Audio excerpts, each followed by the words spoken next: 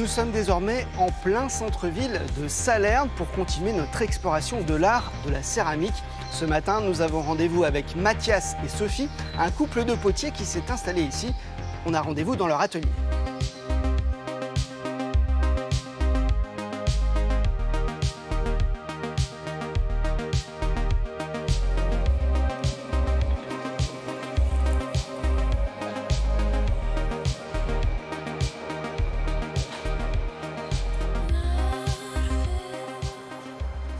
Ça travaille ici. Bonjour. Bonjour Mathias. Alors qu'est-ce que vous faites? Expliquez-nous, là on vous voit en plein modelage, c'est ça? Comment on dit?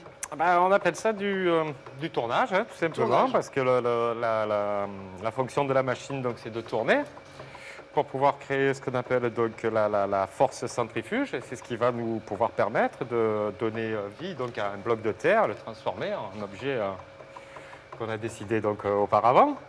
Et donc là, qu'est-ce que vous fabriquez? Là, en l'occurrence, je suis en train de fabriquer donc, des montgolfières.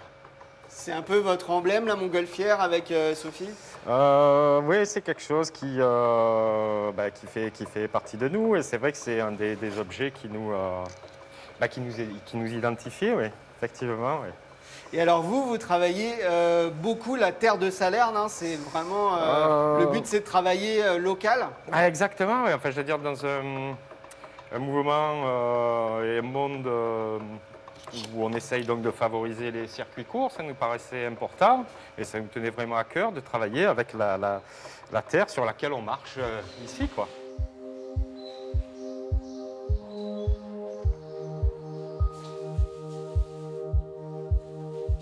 Bonjour Sophie. Bonjour.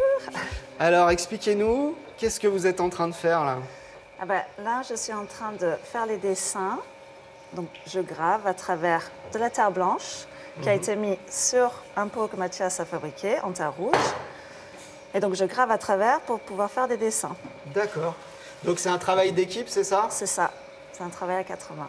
Votre créativité à tous les deux, elle se répond bien? Oui, elle se marie très bien parce que souvent, Mathias il va créer un pot qui va m'inspirer sur le décor. Et moi, parfois, il y a des décors qui vont l'inspirer pour faire des grosses pièces. Pour les champignons, par exemple, j'ai fait un décor, il est fait en grand. Donc, oui, ça, c'est primordial pour travailler à deux parce que sinon, ça serait très difficile. C'est la clé du succès. Je pense quand même. Oui, c'est important. C'est important. Eh ben, merci beaucoup à tous les deux et bonne Merci. continuation. Merci à vous.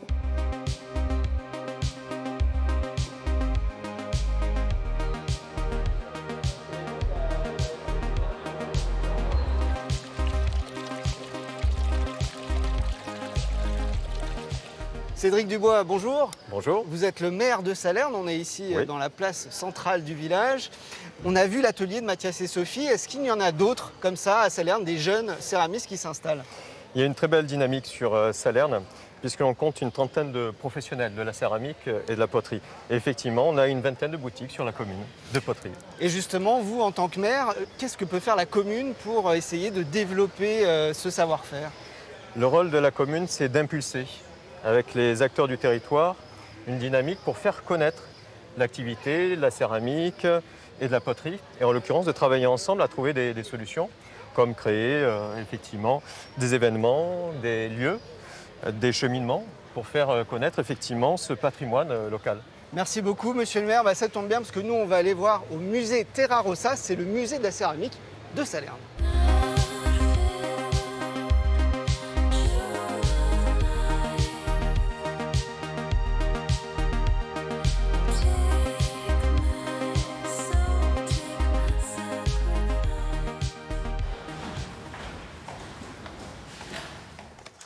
Bonjour Sophie Magnier. Bonjour. Alors vous êtes la responsable de la maison Terra Rossa ici à Salerne, c'est ça? Tout à fait, c'est bien ça, de la maison de la céramique. Alors expliquez-nous, qu'est-ce que vous êtes en train de faire là? Alors là, nous ressortons une collection de bols qui nous appartient depuis plusieurs années, d'artistes qui viennent de France, d'Europe, mais également du monde. Là, notamment, ce sont des bols qui proviennent d'Espagne. Et voilà, on ressort toute une collection pour le plaisir des yeux. Et là, en fait, ici à Salerne, il y a des artistes qui viennent du monde entier? Alors oui, tout à fait, on en reçoit du monde entier. Des artistes essentiellement sur la céramique, mais on a aussi beaucoup d'acteurs de céramique qui travaillent au niveau local et qui ont d'ailleurs une association que nous accueillons aussi au sein de Terra Rossa. On peut aller voir ça? Mais bien sûr, je vous y invite. Allez, c'est parti. Alors Sophie, là, on est face à une œuvre d'un artiste salernois, c'est ça? Alors tout à fait, un couple d'artistes qui font des pièces assez monumentales, comme vous le voyez ici, notamment avec la reproduction du baiser de Klimt. Donc des pièces vraiment uniques, sur commande et plutôt des gros formats. Il y a tous les styles ici? Il y a tous les styles ici qui sont représentés tout à fait de nos artistes locaux. Alors Sophie, là on est face à une œuvre d'un style totalement différent, expliquez-nous un peu. Tout à fait, donc ça c'est une jeune artiste, Karen Manessé, qui vient de s'installer, donc comme vous le voyez, qui fait des choses vraiment très colorées, assez originales, et on a une inspiration des tatouages des années vintage, 50, 60. Des jeunes artistes comme ça qui innovent, c'est important d'en avoir régulièrement ici? C'est indispensable, on est ravis qu'on en ait toujours qui veulent continuer de s'installer sur Salerne, c'est grâce à eux que le patrimoine céramique continuera de durer. Donc la céramique n'est pas morte, loin de là. Du tout.